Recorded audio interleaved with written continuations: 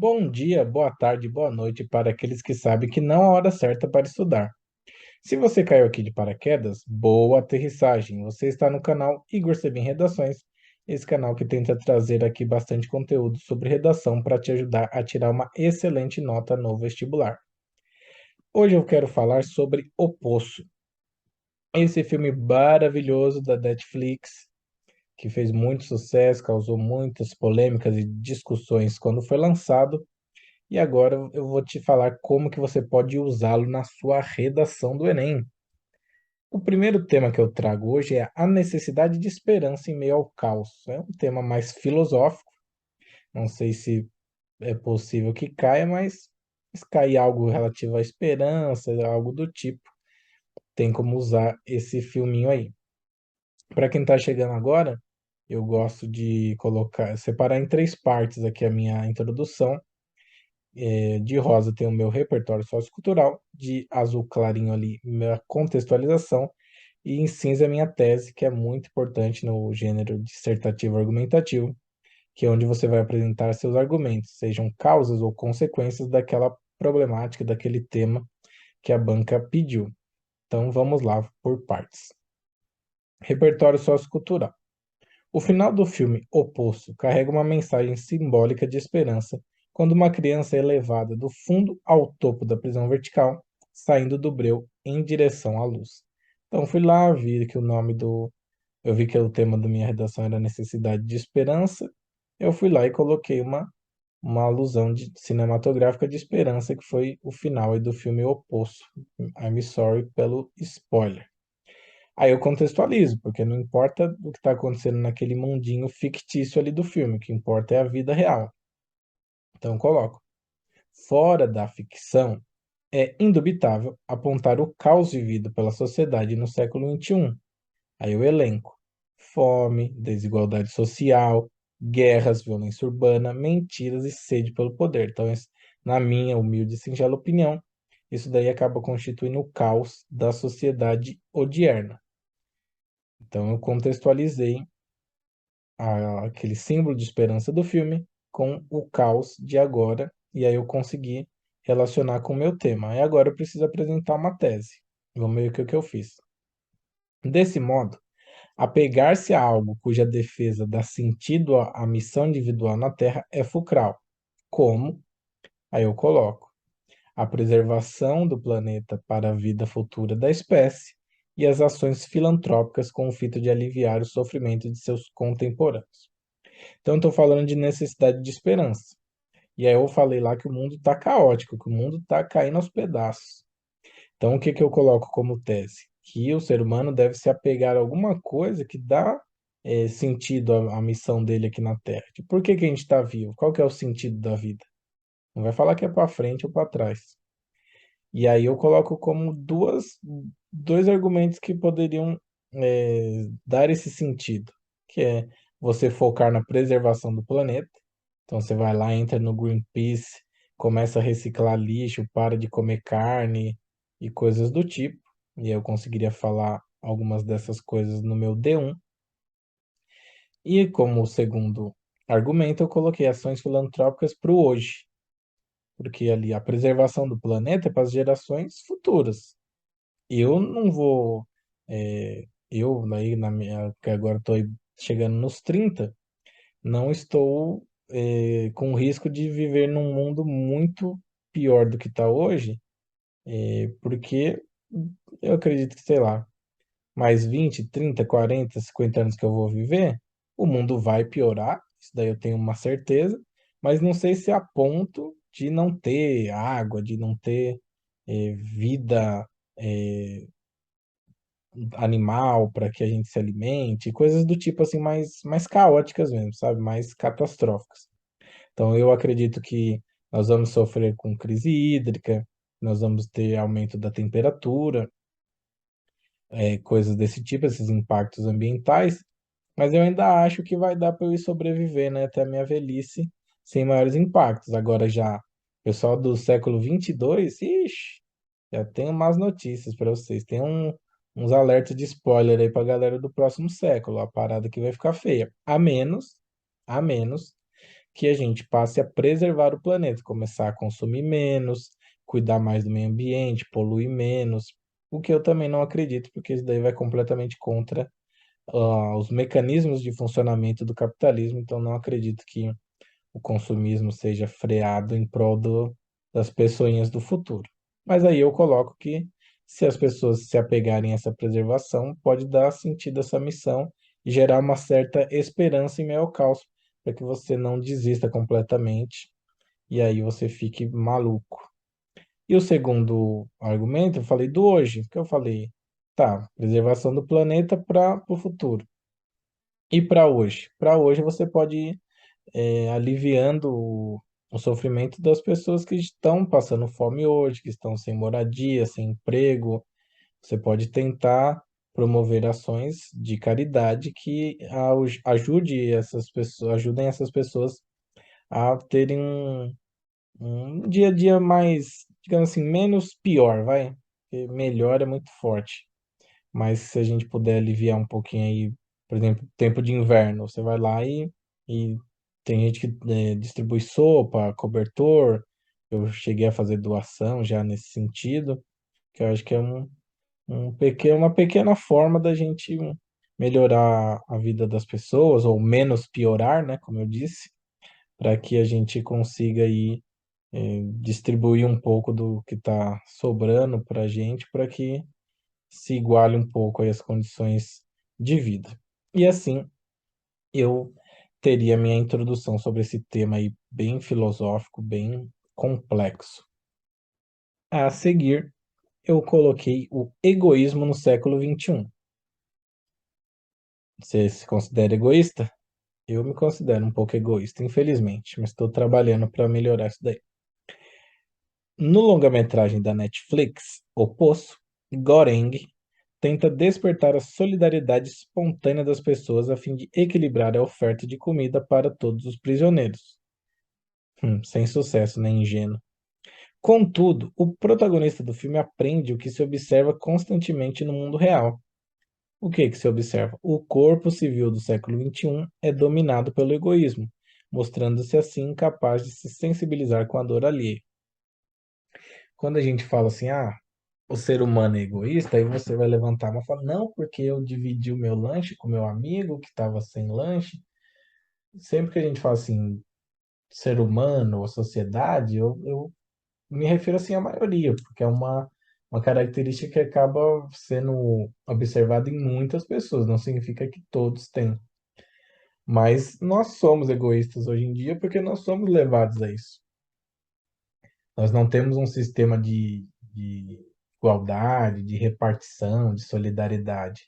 Essa coisa do capitalismo, parece muito que o capitalismo é um vilão de filme, né? A gente fica falando capitalismo, capitalismo. Mas é verdade, gente. O capitalismo é um sistema que ele é movido pela competição. Então, para competir, eu tenho que ser melhor que você. Aí eu preciso ganhar dinheiro para sobreviver. Eu preciso então vender mais cursos, ter mais visualizações no YouTube do que as outras pessoas que produzem conteúdo, que lecionam sobre redação. Então não tem como a gente se ajudar. É muito raro você ver, por exemplo, parcerias de concorrentes, porque as pessoas estão sempre competindo. Repito, não significa que não tem. Não, Igor, mas o professor tal fez um vídeo, o professor tal. Mas é mais complicado, porque você precisa sobreviver. No meio do capitalismo, você é um meio de sobrevivência. Então você precisa ser melhor que as outras pessoas, porque os piores ficam sem emprego, ficam sem casa, ficam sem comida e aí não conseguem sobreviver. Então, logo, nós somos egoístas. Hoje em dia, sim, nós, seres humanos, homo sapiens. E eu coloco, essa lamentável constatação advém das premissas básicas do sistema econômico vigente. Eu falei capitalismo. Individualismo extremo, que é causado por essa competição. Então, a gente é levado a ser muito individualista porque a gente tem que ter tudo, a gente tem que ter carro, a gente tem que ter casa, a gente tem que ter celular, notebook, a gente tem que ter roupa boa, a gente tem que jantar nos restaurantes dos chefes famosos. Então, não abre muita margem para você. Vamos por exemplo, uma pessoa que ganha, vai, R$ 10.000. Ela poderia, todo mês, doar R$ 1.000. tem lá o dízimo, né, da igreja, poderia pegar R$ 1.000 e, sei lá, doar cesta básica, ajudar famílias carentes ou uma instituição séria que trabalha de forma correta, mas a gente é levado a pegar esses 10 mil e usar pra gente. E 10 mil acaba sendo pouco, por tanto de coisa que jogam aí na nossa cara pra gente comprar toda hora.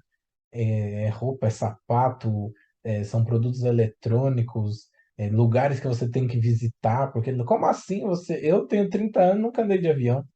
Tem gente que olha pra mim e fala, nossa, esse daí, tadinho. Nossa, mas nunca foi nem uma ponte assim, São Paulo, Rio. Não, gente, nunca foi, só busão mesmo.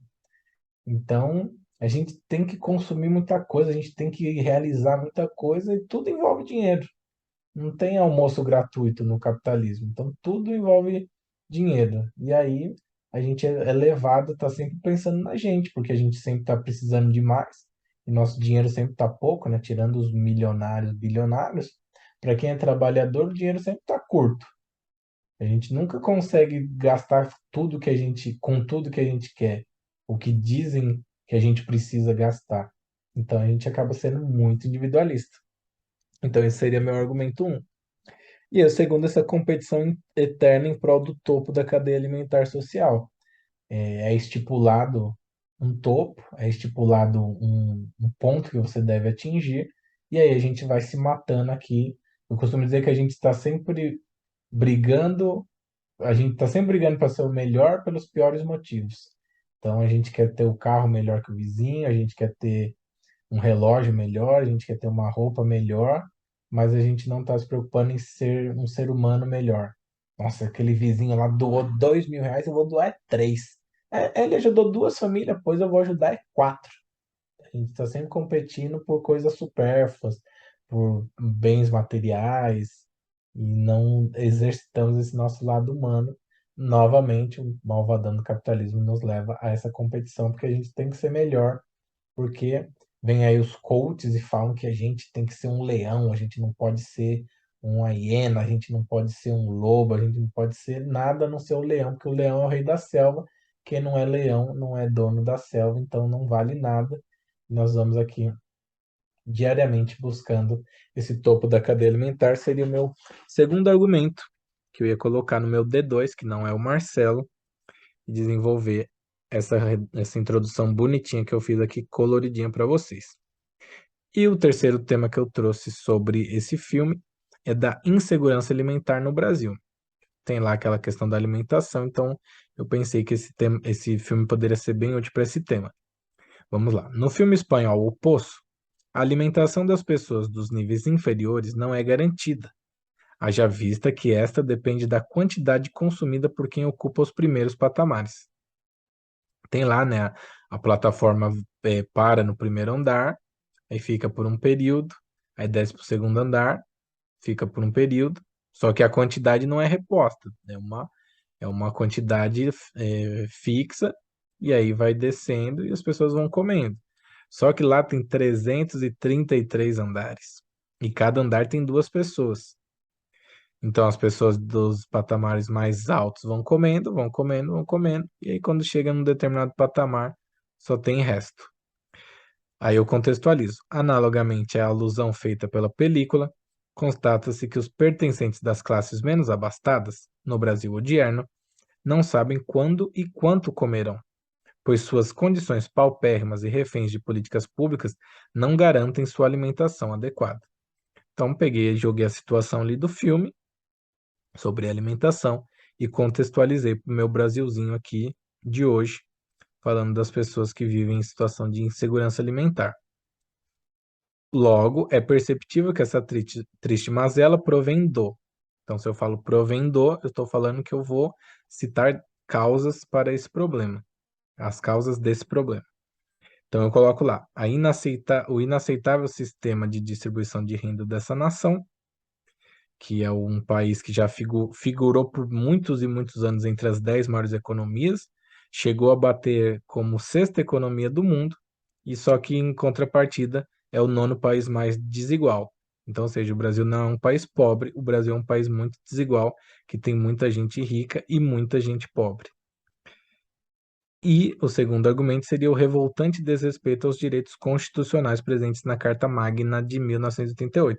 Na Constituição Federal diz lá que a gente tem direito a comer, todo ser humano, todo brasileiro, todo cidadão tupiniquim tem direito a se alimentar. Só que esse direito constitucional é desrespeitado como se rasgassem a Constituição diariamente, quando nós vivemos num país que hoje tem cerca de 33 milhões de pessoas passando fome e 127 milhões de pessoas vivendo em situação de insegurança alimentar. A insegurança alimentar é quando a pessoa até come, mas come uma vez por dia, uma vez cada 2 dias, não sabe quando que vai comer de novo. Então não chega a ser né, uma situação é, crítica, né, o ponto mais crítico de fome, mas também muito, muito distante da ideal de fazer ali pelo menos 3 refeições no dia. Então esses seriam os meus dois argumentozinhos aqui para insegurança alimentar no Brasil. Aí viria com os dados da desigualdade de renda e do artigo da Constituição que fala da alimentação, contrastando com a fome. E assim eu teria uma introduçãozinha bonitinha e coloridinha para ser desenvolvida na sequência e buscar o meu mais 900. Se você está chegando aqui hoje, eu queria te falar rapidamente que no dia 3 de agosto vai começar o projeto 100 O que é o projeto 100 No dia 3 de agosto, se minhas contas não estiverem erradas, vão faltar ali 100 dias para o Enem. Então, eu vou colocar 100 redações nos 100 dias prévios ao Enem, 100 temas diferentes, foram redações feitas por mim. Eu vou postando uma por dia, bem detalhada. Olha o que eu fiz na introdução, no desenvolvimento, na conclusão. Eu coloquei isso por causa disso. Vou deixar assim bem mastigadinho. O intuito de ajudar as pessoas, quem sabe até acabar acertando aí, né? Jogando com 100 bilhetes de loteria, tentar acertar essa mega sena que é a redação do Enem e ajudar o máximo de pessoas que acabarem tendo acesso a esse projeto. Pode ser que vocês utilizem algum repertório, mesmo que não caia o mesmo assunto, vai ver uma frase que eu colocar aqui, um argumento que eu utilizar, você deixa aí no fundo da sua cabeça e aí no dia do vestibular você consegue usá-lo. Então, se inscreve no canal para que você consiga ver. Do dia 3 de agosto começa essa brincadeirinha legal, esse projeto que eu estou muito animado para iniciar.